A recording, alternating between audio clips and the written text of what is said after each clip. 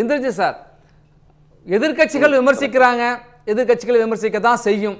ஆனால் ஆதரவு கொடுக்குறோம், எங்கள் தயவில் தான் இந்த ஆட்சி நடக்குது, எங்கள் ஆதரவு வேணுமா வேண்டாமா அப்படிங்கிற இடத்துக்கெல்லாம் இன்றைக்கு கம்யூனிஸ்ட் கட்சிகள் போகிறாங்க. முத்தரசன் சொல்கிறார், இந்த வெற்றி என்பது நிரந்தரமானது இல்லைங்கிறாரு. அதுக்கு முன்னாடி ஒரு கருத்தை வெளியிட்டார். உங்கள் கட்சியிலிருந்தே அதுவும் இந்த அரசுக்கு ஆதரவு கொடுத்துட்டு விமர்சனமும் கடுமையாக முன்வைக்க வேண்டிய காரணம் என்ன சார்? நம்பிக்கையின்மையா இல்ல சுதந்திரமா? இல்ல ஒண்ணு, நாங்க இந்த ஆட்சிக்கு ஆதரவு கொடுத்துருக்கோம். நீங்க கூட சொல்லும் போது பழனிசாமி நீ இணைச்சு பேசும்போது கூட்டணி கட்சி நீங்க இந்திய கம்யூனிஸ்ட் தாவேக்காட கூட்டணி கிடையாது, திமுக கூட்டணி கிடையாதுன்னு அறிவிச்சிட்டோம். நாங்க இப்ப இடதுசாரிகள் மட்டும் தனியா தான் இருக்கோம். அரசுக்கு ஆதரவு கொடுக்கிற கட்சிகள் போராட்டம் வெளியில இருந்து நீங்க ஆதரவு கொடுக்கறீங்க, ஆதரவு கொடுக்கிற கட்சி வெளியில இருந்து ஆதரவு தர்றோம். அது எதுக்காக? ஒரு ஜனநாயகபூர்வமாக மக்கள் ஓட்டு போட்டாங்க.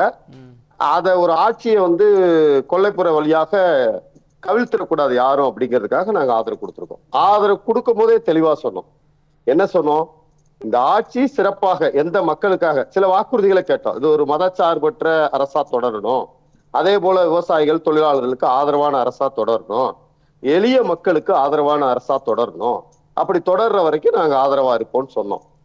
ஒரு நல்ல நண்பனாக இருந்து எங்கெல்லாம் அவங்க தவறுறாங்களோ அந்த இடத்துல நாங்க சுட்டி காட்டுறோம். இப்போ உதாரணத்துக்கு பரந்தூர் விமான நிலையத்துல விவசாயிகளுடைய போராட்டத்துக்கு கிடைச்ச வெற்றியாக அதை விலக்கி கொண்டதை நாங்க ஆதரிக்கிறோம். இப்போ முத்தரசன் சொன்னார்னா, முத்தரசன் ஒரு ஸ்டேட்மெண்ட் அது மட்டும் இல்ல, அவர் பொதுவா சொல்றாரு. அந்த ஸ்டேட்மெண்ட் என்ன சொல்றாருன்னா, ஒரு தேர்தல் வெற்றி மட்டுமே வைத்துக் கொண்டு அது எதிர்கட்சிகளாக இருந்தாலும் சரி ஆளுங்கட்சிகளாக இருந்தாலும் சரி முடிவு செய்யக்கூடாது அவங்களுடைய பலத்தை அப்படின்னு தான் அவர் சொல்றாரு. அப்ப ஆளுங்கட்சியா இருந்தாலும் சரி எதிர்கட்சி அவங்களுக்கு சொல்றாருன்னா 91ல திமுக 4 இடங்கள்ல தான் வெற்றி பெற்றிருந்தது. அதுக்கு பிறகு 94 ஆட்சிக்கு வந்துச்சு. அப்ப அதிமுக 4 இடங்கள்ல தான் வெற்றி பெற்றது. அதுக்கு பிறகு ஆட்சிக்கு வந்தாங்க. இந்த 2 கட்சிகளுமே படுதோல்வி சந்தித்தாலும் அடுத்த ஆட்சிக்கு வந்திருக்காங்க. எம்ஜிஆர் காலத்துல 10 வருஷத்துக்கு வரைக்கும் ஆட்சியில இல்ல, இப்ப 2011 அதெல்லாம் சொல்லிதான் சொல்றாரு. அப்பனா நீங்க அதான் சொல்லிதான் சொல்றாரு. ரெண்டு தரப்புக்கும் தான் சொல்றாரு. இப்ப நாங்க சொல்ற மாதிரி அவர் சொல்ற மாதிரி நாங்க 50 வருஷத்துக்கும் தாவேக்காத ஆட்சியில இருக்குன்னு, ஆமா ஆட்சியில இருக்குன்னு சொல்ல முடியாது கம்யூனிஸ்டுகளால. அப்படி இப்ப அவர் சொல்லலாம், நாங்க அப்படி சொல்ல முடியாது. அப்ப ஒரு ஜனநாயக நாட்டுல பிரதான எதிர்கட்சிகளும் ஆளுங்கட்சிகளும் இந்த நாட்டு மக்கள் சட்டமன்றம் என்பது அவங்க சொன்ன மாதிரி குமார் அவங்க சொன்ன மாதிரி சட்டமன்றம் எவ்வளவு முக்கியமான இடம். அந்த இடத்த ரொம்ப 2 தரப்புமே அசிங்கப்படுத்திக்கிட்டு இருக்காங்கிறதா உண்மை. அந்த ஆக்கப்பூர்வமான வாதங்கள் அங்க நடக்கல. அதுக்காக நாங்க கவலைப்படுறோம். அப்புறம் தாவேக்காவோட நல்ல செயல்களை பாராட்டவும் செய்யறோம். ஆனா அதே சமயத்துல நல்ல செயல் இல்லைன்னா அதை நாங்க எதுக்கதான் செய்யறோம். குஜராத்ல குஜிலியம்பாறையில இருக்கக்கூடிய ஒரு தாசில்தாரு ஒரு உத்தரவு போடுறாரு, கம்யூனிஸ்டுகள் ஒவ்வொரு கிராமத்திலையும் இருக்கிறவங்கள கணக்கெடுங்கிறாரு. இந்த தாசில்தாரை கணக்கெடுக்க வச்சது யாரு? ஒரு தாசில்தாரு கம்யூனிஸ்டுகள் ஏதோ வெள்ளக்காரன் காலத்துல கம்யூனிஸ்டுகள்லாம் போராளிகள் என்னமோ அவங்க எல்லாம் கணக்கெடுங்கன்னு வெள்ளக்காரன் உத்தரவு போட்ட மாதிரி ஒரு ஜனநாயக நாட்டுல ஒரு தாசில்தாரு கணக்கெடுக்கிறதுக்கு உத்தரவு போட்டது ஜீவோ வெளியே வந்துச்சு. அது அவர் வருவாய்த்துறை அதிகாரிகளுக்கு கொடுத்தது. கம்யூனிஸ்டுகளை சுற்றறிக்கை வெளியே வந்துச்சு. இப்ப நாங்க அதான் கேட்கிறோம், இவரை யாரு கணக்கெடுக்க சொன்னது? இவருக்கு யார் உத்தரவு போட்டது? அப்ப இது முதலமைச்சர் விஜய்க்கு தெரியுமா தெரியாதா? அவருக்கு மேல வேற யாராவது இருக்காங்களா? அதுதான் சண்முகம் சொல்றாரு. இங்க பல விஷயங்கள்ல அதிகாரிகள் ஆட்சியாக தான் நடக்குது. நீங்க இப்ப நாங்க ஆதரவு கொடுக்கிறோம். இப்ப எங்களுடைய ஆதரவு முக்கியம், கம்யூனிஸ்டுகளுடைய ஆதரவு மிக முக்கியம் தான் அவர் கேட்டார். அவர் யார்கிட்ட வேணாலும் கூட ஆதரவு கேட்டிருக்கலாம். ஆனா கேட்கும் போதே ஒரு மதசார்பற்ற கட்சிகளோட கம்யூனிஸ்டுகளுடைய ஆதரவு இருக்கணும்னு தான் அவர் கேட்டார். அது நல்ல எண்ணத்துல கேட்கப்பட்டது. நாங்களும் நல்ல எண்ணத்துல கொடுத்தோம். ஆனா நல்ல ஆட்சியை நடத்தணும். அப்படி எங்க தவறுதோ அப்ப நாங்க நேருக்கு நேராக சொல்றோம். ஏன்னா நேருக்கு நேராக சொல்றதுக்கு எங்களுக்கு ரைட்ஸ் இருக்கு. நாங்க எந்த பிரதிபலனும் எதிர்பார்க்கல. எங்களுக்கு தனிப்பட்ட முறையில எந்த வேண்டுகோளும் யாரும் எங்களுடைய தலைவர்கள் போய் வைக்கல. நாங்கள் மக்கள் பிரச்சனையில அவங்க தேர்தலில் கொடுத்த வாக்குறுதிகளை நிறைவேற்றணுங்கிறோம். இப்ப விவசாயிகளுடைய கடன் தள்ளுபடி இருக்கு. விவசாயிகளுடைய கடன் தள்ளுபடியில விவசாயிகளுடைய கடன் தள்ளுபடி சொன்ன மாதிரி நடக்கல. சிறு குறு விவசாயிகளுக்கு முழுசா தள்ளுபடினாங்க. அதுக்கப்புறம் 1 லட்சம் வரைக்கும் வாங்கினவங்களுக்கு 5,000 10,000 மட்டும் தள்ளுபடி, 1 லட்சத்துக்கு மேல போனவங்களுக்கு 5,000. ஆனா தேர்தல் வாக்குறுதிப்படி சிறு குறு விவசாயிகளுடைய கடனை முழுமையாக தள்ளுபடி பண்ணுங்கிறது தான் வச்சது.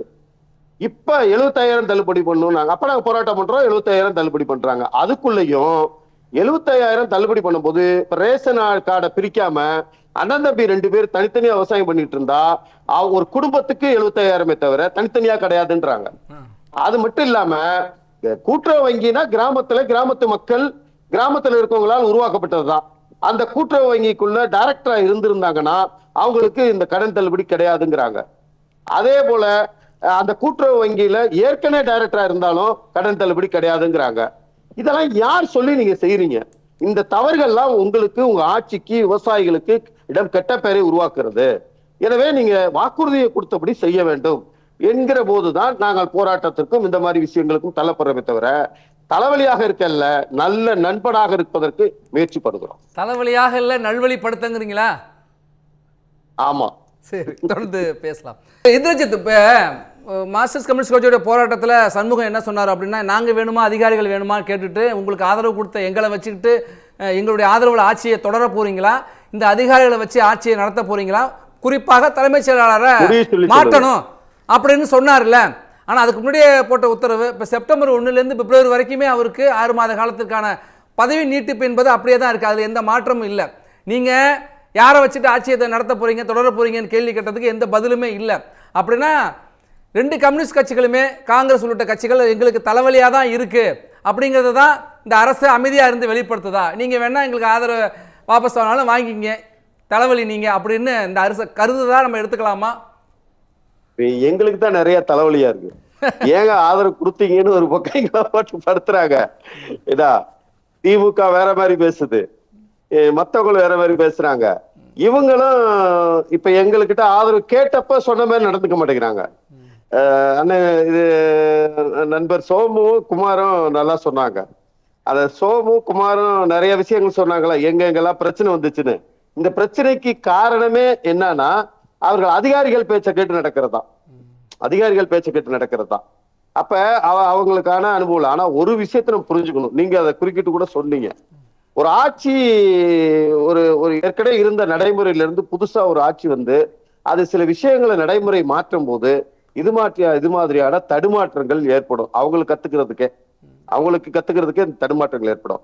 அப்புறம் இந்த லஞ்சம் வாங்க மாட்டோம்னு சொல்றாங்கல்ல, இப்ப நாங்க சொல்றோம் லஞ்சம் வாங்காம ஒரு ஆட்சியை நடத்தணும்னா நீங்க அதிகாரிகளை அந்த மாதிரி ஆளா வச்சுக்கணும். அதிகாரிகள் அந்த மாதிரி ஆளா தான் இருக்கணும். அப்ப அதிகாரிகளை நிர்வாகத்துல பல மாற்றங்களை செய்யாம நீங்க லஞ்சம் வாங்காம இருக்க முடியாது. லஞ்சம் மட்டுமே பிரச்சனை இல்ல, கார்பரேட்டுக்கு ஆதரவு நிலை அப்படின்னு எடுத்தாவே அங்க லஞ்சம் தானாவே வந்துரும்ல. அப்ப நீங்க கார்பரேட்டுக்கு ஆதரவு நிலையை பல விஷயத்துல எடுக்கிறாங்க. அப்படி எடுத்தாங்கன்னா லஞ்சம் தானாவே வரும்.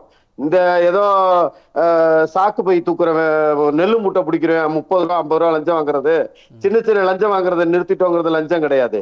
கோடிக்கணக்கான லஞ்சங்கள் கார்பரேட்டுகளுக்கு கைமாற்றும் போது வருது. அதுவும் நிறுத்தல. விவசாயிகள்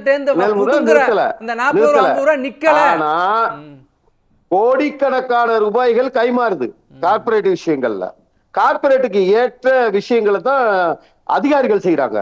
அதிகாரிகள் பக்கம் நீங்க நிக்கிறீங்கன்னு கேட்கும் போது கார்பரேட் பக்கம் நிக்க போறீங்களான்னு தான் நாங்க கேட்கிறோம். அல்லது நீங்க என்ன சொல்லிட்டு வாக்குறுதி வந்தீங்க, லஞ்ச லாவணியமற்ற ஒரு ஆட்சி அமைக்க போறோம்னு சொன்னா அதுக்கு முதல் நேர்மையான அதிகாரி வேணும். ஒருத்தர் நேர்மை இல்லாத அதிகாரி, தப்பா இந்த மாதிரியான ஒரு அதிகாரிங்க நீங்க போட்டிருக்கீங்க நீக்குங்கன்னு சொன்னா அவருடைய பதவியை நீடிக்கிறாங்க. அப்படின்னா அவங்களுக்கு எங்களுக்கு என்ன இண்டிகேஷன் கொடுக்குறாங்கன்னு தெரியல. எங்களுக்கு ஒண்ணு இழப்பதற்கு எதுவும் இல்ல. எங்களுக்கு இழப்பதற்கு என்ன இருக்கு? ஒண்ணும் கிடையாது. அப்படி ஒரு அதாவது ஒரு நல்ல நண்பரா சொல்றோம், கேட்கலன்னா அவங்களுக்கு தான் தவறா போய் முடியும்.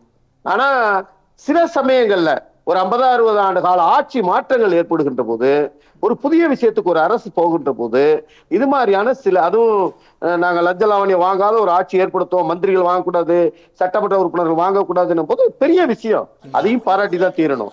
அந்த மாதிரி செய்யும் போது இந்த மாதிரியான தடுமாற்றங்கள் ஏற்படும். ஒரே ஒரு கேள்வி, ஆகஸ்ட் 15 அன்னைக்கு நம்ம சுதந்திர தினம், எல்லா கடைகளும் மூடணும்னு அறிவிப்பெல்லாம் வந்தது. சாத்தாங்குளம், இது எங்களுடைய சொந்த மாவட்டம், அது ஊரில் சில கடைகள் வெளிப்படையாகவே விற்று போராட்டம் நடந்திருக்கு 15ஆம் தேதி. அது வெளியவே வந்த செய்தி. என்ன கடை? மதுக்கடை விற்பனை நடந்திருக்கிறது. இப்போ இது இல்லை, எதுக்காக நான் இதை சொல்ல வரேன்னா, கண்ட்ரோல் எப்படி இருக்கு? யார் கண்ட்ரோல்ல? சிஎம் அறிவிச்சாச்சு, அரசாங்கம் அறிவிச்சாச்சு, அப்ப எப்படி நடக்குதுங்கிறது எனக்கு புரியல சார். சரி. எல்லா விஷயமும் அப்படிதான் நடக்குது. லஞ்சத்தை ஒழிச்சாச்சுன்னு வெளியே அறிவிச்சிடுறாங்க, ஆனா அங்க நடந்துருக்காங்க. இது எப்படி இதை எப்படி நம்ம நம்புறது? சரி, இந்த முடிச்சிருங்க. ஆமா குமார், இப்ப என்னன்னா நீங்க சொல்றது நானும் உடன்படுறேன். இதுக்கு முன்னாடி எந்த அரசாங்கத்திலயும் ஆகஸ்ட் 15 மூடி இருக்காங்க. அப்ப திறந்து வியாபாரம் பண்றா யார் தைரியம் கொடுத்திருக்கா? இந்த மாதிரி விஷயங்கள்லாம் இந்த ஆட்சிக்கு கெட்ட பெயரை உருவாக்கும் அப்படின்னு நல்ல நட்போடு நாங்க சொல்றோம். அப்ப இத தலைவலியா அவங்க எடுத்துக்கிட்டாங்கன்னா, சோமு சொன்னது போல, நண்பர் சோமு சொன்னது போல, தலைவலி அவங்களால தவிர எங்களால கிடையாது. சரி சார், நிறைவு கருத்து சுருக்கமா. அதான் நான் சொல்றேன். இப்ப தலைவலிங்கிறத ஒரு நல்ல ஆட்சியை அவங்க தரணும்னு நாங்க விரும்புறோம். அந்த ஆட்சிங்கிறது ஏழை எளிய மக்களுக்காக, விவசாயிகளுக்காக, தொழிலாளருக்காக, அதிகமாக வாக்களித்த மக்களுக்காக இருக்கணும். நன்றி. கார்பரேட்டுக்கு ஆதரவாக போனீங்கன்னா நீங்க தவறுதான் பண்ணுவீங்க. நன்றி.